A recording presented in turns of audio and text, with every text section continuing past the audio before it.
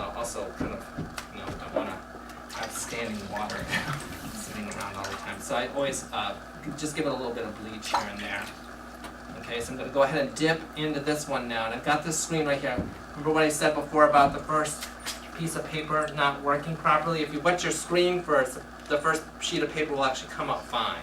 So I just wet that down a little bit. I'll go ahead and dip under here, pull through that, and get that kind of stripy pattern on my tape. Just kind of pulling this open a little bit more because the fiber's a little clumpy. Okay. I worked with this one guy for a little while. His name was Rob Moore. He's a painting instructor at a museum school up in Boston.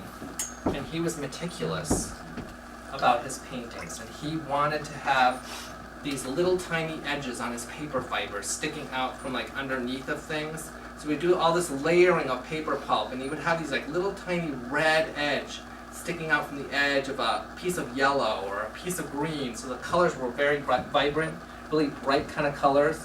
And he used these kind of taped off screen techniques to be able to make his pieces of paper. I got that stuck. There we go. So that one's kind of a little funky. So anytime I have something that doesn't work out, I throw it back into another pail. I'll use it for something else later on, but I can straighten that out. So just kind of pick up on the corners.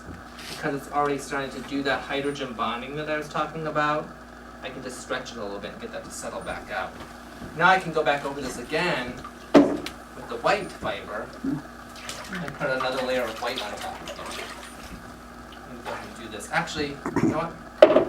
Just a little different. I'll just do a stripe on the very edge, and I'll just use my screen to get a really thin little edge of fiber on here, and then put that white on the edges. Now, this is really thin fiber, but when it dries, this is going to be really dark white. So this really thin amount of fiber right here on the screen is actually going to show up as a white band on top of here. You will not see that right now because the paper fibers are wet and the fibers are translucent, so you're not going to see this sitting on top of here. But I know from past experience that that white fiber is going to actually become very white when it's dry.